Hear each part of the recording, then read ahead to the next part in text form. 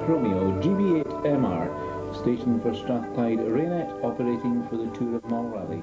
We use our service as the Principal Emergencies Planning Officer for Strathclyde Regional Council. We are situated at the Bellacroy Hotel in Dervig. This is Golf Bravo 8, Mike Romeo standing by.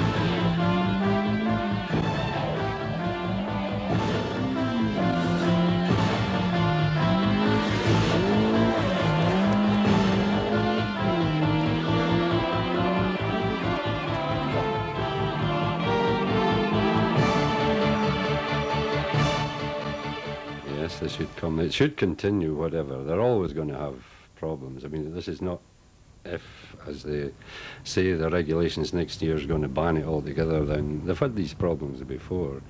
And as far as I can gather, it doesn't really apply to here because the speed, which is what they're concerned with, it's not applicable to the roads here anyway. It's a circuit here for rallying. Very nice. They're an extremely nice crowd, and we really think they're great. And we only hope that it will continue, because it does lengthen our season. Because the rally's a successful part of the season, and it's a very good end to the season. There's been no problems, as far as I know, with the rally drivers, and they're some of our best customers, and it's a great weekend. Exceptionally well behaved, no problems I can ever think of. It would be a great loss. Well, we have two grandsons of 6 and 9, and they just count the days till the rally. And I mean, lots of them grow up to compete in the rally. There's lots of the local fellas compete in the rally. It's really great, super. And having been in the hotel business before we moved to this, it makes quite a difference to the finance. With the RAF team, we've got 4 whole crews. We've got Wyn Jenkins and Dave Campbell at 22. Wyn is leading the BTRDA 1300 Championship. We've then got Mick Gradsby, Graham Watson at 78, who were first non-experts last year. And we've got a Mini down at 107 and another Escort at 109. So you should have some chance of finishes. And we've got some more navigators. Myself, I'm with Mike here. Yeah. We've also got a navigator in number 1. Mike Kidd is in the RAF. He's with Ron Breecroft. Well, if he's with Ron, he's got to have a good chance. Absolutely, although we're going to beat them. Oh yeah, yes. No problem there. Ron Beecroft and Mike Kidd led the field away on Friday the 9th of October for the 19th Tour of Mull Rally. This classic event attracted the genuine clubman rally enthusiasts from all parts of the UK. Car 2 and 3-time previous winner was Neil McKinnon, navigated by Judith Flavel in the borrowed Ears Escort. This unique event was oversubscribed within days of publication of the supplementary regulations, which isn't surprising when you realise that Mull offers more competitive miles than the Circuit of Ireland Rally. During the previous week, heavy rain meant that the roads would be treacherously slippery, making the rally more difficult on what's already a very demanding event. A clear moonlit night meant that spectators would have a good view of competing cars. Friday night started off as a 3-horse race, with Beecroft, McKinnon and Ingram all fighting for the lead. The first selective took crews westward, from Tobermory through the notorious hairpin to Dervig. Neil McKinnon was due to start the event in a Vauxhall Astra, but recent problems meant that the Ears Escort of Mike Patterson had to be used, with the proviso that you bend it, you buy it. Already competitors were having mechanical problems, with some of the earlier numbers losing valuable time. Car 22 was the 1.3 Talbot Samba of Wyn Jenkins and David Campbell. Grant Fleming and Stuart Wilson in car 23 got off to a good start on the early selectives, lying just outside the top 10. Father and son team, Eddie O'Donnell Senior and Junior, took advantage of having local road knowledge and moved into a creditable 6th overall by the petrol halt. Speedy communication is of vital importance to both competitors and organisers. On Mull, the efficient radio team of Raynet ensure that up-to-the-minute information is passed on to all concerned. This service is more than welcomed by the rally rescue vehicles, who rely heavily on Raynet for their instructions. Speed and efficiency is also the name of the game for the 2300 Club computerised results team, headed by Arthur Blundell. By first petrol halt, news was coming in that Neil McKinnon had been plagued by mechanical gremlins. The exhaust came off on the long one about 8 miles from the end light, and it blew off. And then the carburetors broke off from the manifold there, and it's been missing for the last 2. So, I don't know. How much time do you think you've lost with it? Well, we've lost about 10 to 15 seconds in the long one and maybe about 5 in these ones. Like, we just tried to get through. The exhaust broken in 2 bits, like underneath. We just got it welded, a quick job to come down. Like, you know. So it's not a big job to get repaired then? Well, I think we'll manage to sort it out. Like, and Good. keep moving. So. Okay, best of luck with it. Cheers, thank you. Most competitors took advantage of the break to check results and times.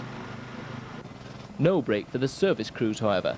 Major repairs had to be carried out, including a number of welding jobs. Derek Carless in car 3 was lying 6th overall. A position inside the top 3 was dashed when he collided with a sheep on selective 2. The whole event was running smoothly and efficiently. The high standard of marshalling was welcomed by the crews, but they probably weren't so keen on the entertainment.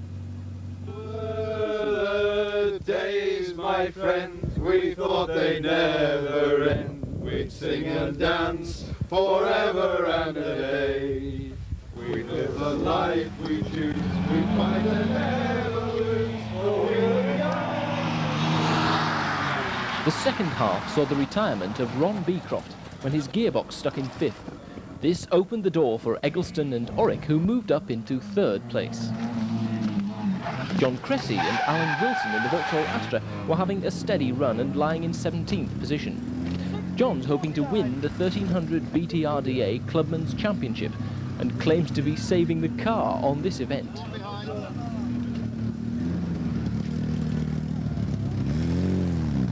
But that's not the case for the Honeywells in car 14. They've collected a string of fast times and are lying in 6th position. Also having a good run, well up until this minor off, narrowly missing the marshals, is Andy Knight in car 15, who decided to keep warm by parking in the campfire. On a bright but windy Saturday morning, competitors got a little well-earned sleep, with Ingram leading the event from McKinnon. We took the opportunity to talk to former garage owner and local celebrity Duncan McGilp about his first reaction to Brian Molyneux when he proposed to run a rally on the island. Shattering. I said, I don't want to be involved at all. What made you change your mind? Furthermore, I said I think you should have really checked on the attitude of people on the island before going this far. Now, Brian was really quite shocked at this, and I'm surprised that the friendship has developed. Although some good friendships start like that. The rally went on, fortunately, and very early on I thought I'd been completely wrong.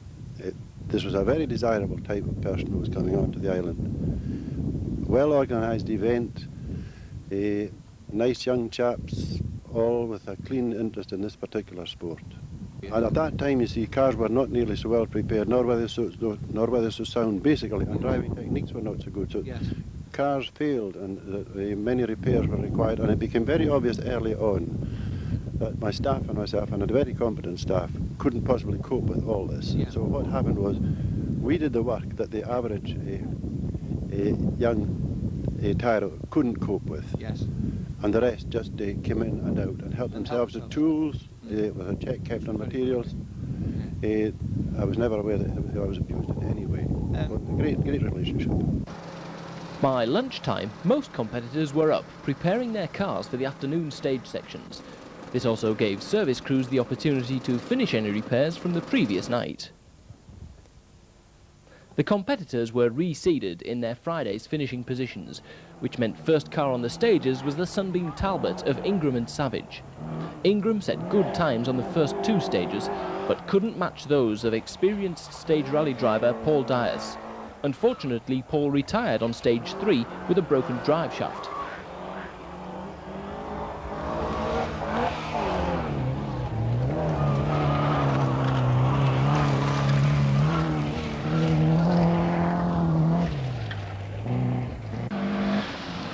Still applying the pressure was local boy Neil McKinnon, who was hoping to achieve his 4th victory on Mull, which would equal that of George Hill, the first ever Mull victor.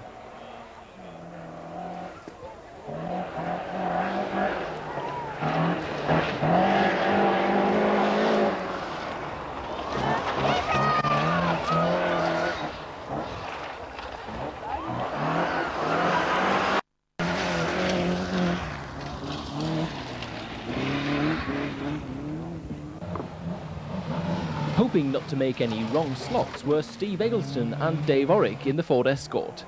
Steve was still lying 3rd, but was making no impression on the times of Ingram and McKinnon.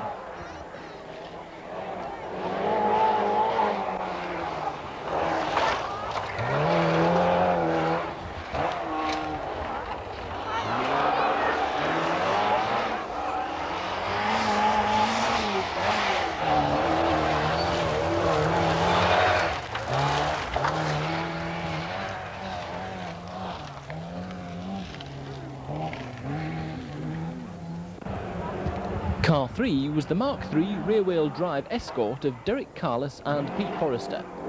Derek unfortunately retired after this stage with a broken gearbox. The start of his problem can be witnessed as he struggles to climb the hill on this section.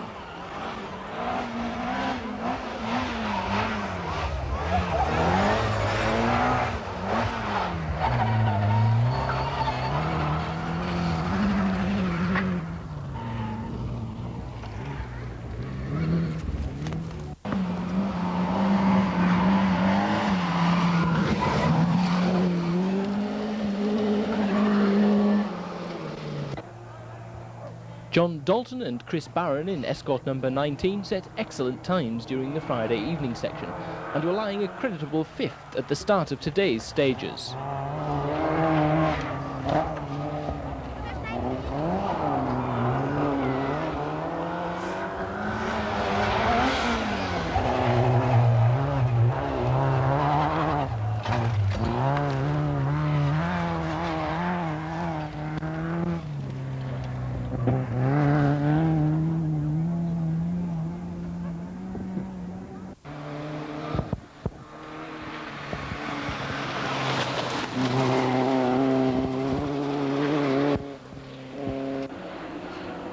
Up to now, the drive of the rally must go to Andy Knight, lying 7th overall in the 1300 Nova.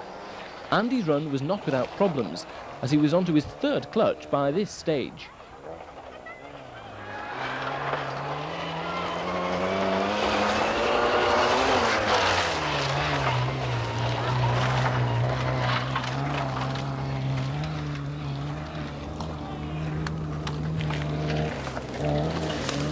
Also well up with the leaders were Bill and Roy Honeywell in the 2-litre Escort.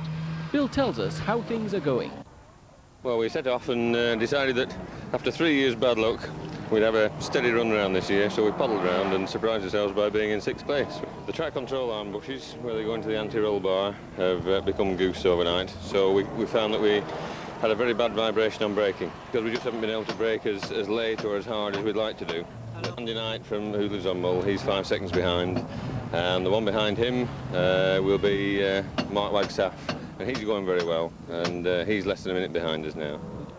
Lying just outside the top 15 were Grant Fleming and Stuart Wilson in Escort 23. Although going well, Grant thinks he's about as much chance of catching the leaders as demasking the Lone Ranger.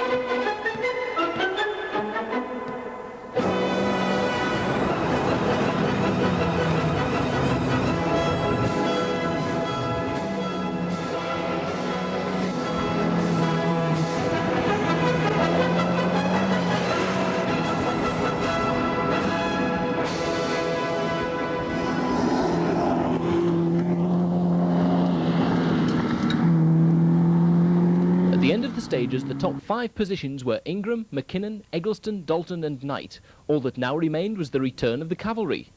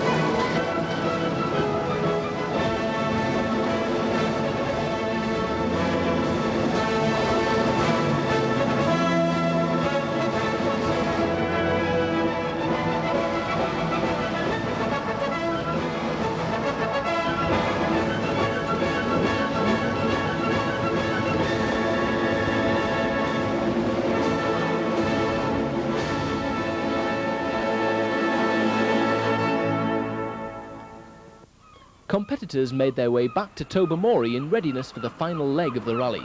For some it was rest time, whilst for others more work on the cars before the 11 p.m. start. Service crews can be of great assistance on events such as Mull.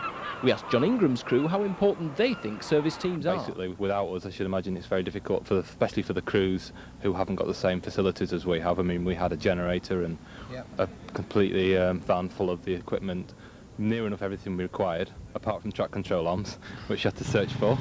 Rallying is such that you can go up to somebody with a similar car, and if they have them, they quite often let you use them. John can come in to service with major problems, as in 86 Mull, when we had to change cylinder head.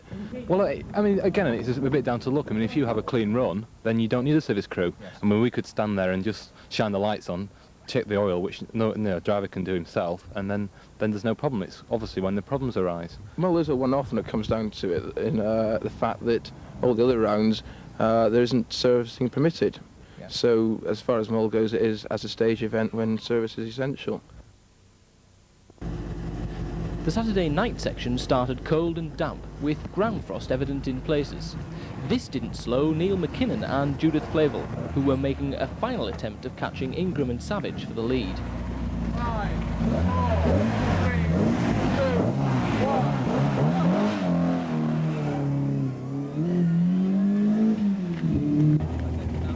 1. Hot on the heels of McKinnon were Steve Eggleston and Dave Orrick in a similar Ford Escort. Okay, good. Any problems, Dave? Just me. I've suddenly decided I'm getting kind of old for this line of work.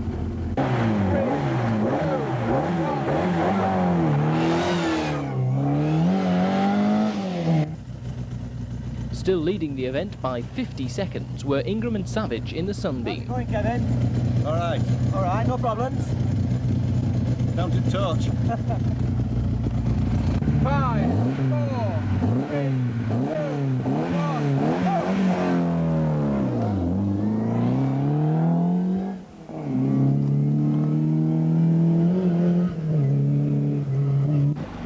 Dennis Quinn in car number 8 was having his first attempt at Mull and lying 19th overall.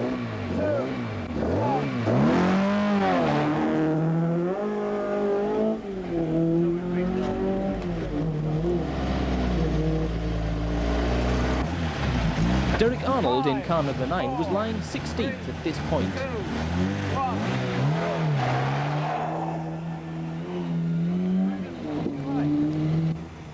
Slight problems were soon to hit Bill Honeywell when the exhaust tailpipe broke loose later in the evening.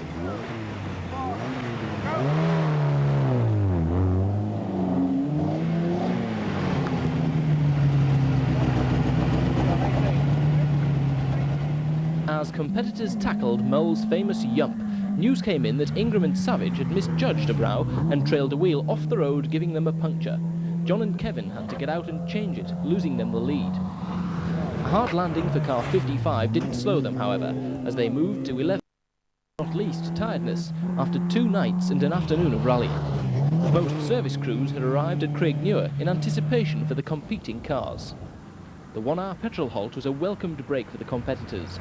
The results team soon had the leading positions announced, with McKinnon leading, followed by Ingram, Eggleston, Knight, Dalton and Honeywell. Chris Parton was in a borrowed Peugeot 205 GTI after he blew his mini-engine prior to the event. A last-minute check over John Mennell's Sunbeam before the final leg of the rally. John was lying in 19th position at the petrol halt. The biggest disappointment was obviously in the Ingram camp. Only problems for McKinnon would avoid them second place at best. The last few selectives, so few surprises, with the leading positions remaining the same. Bernard Ferrilo and Angus Williams in car 67 were lying in 37th place. Many of the lower numbers were now consolidating their positions and hoping for a finish. Virtually everyone enjoyed this unique and classic event, with the hope that it will continue in some form for years to come. The organising team, including Brian, Taff, Mike and Cliff, are doing all in their power to keep the rally on Mull. As the lower numbers complete the final selectives, the leading crews had already handed in their final time cards and were off for a well-earned sleep before meeting up once again in the Arras Hall for the Brian and Taff show and prize presentation.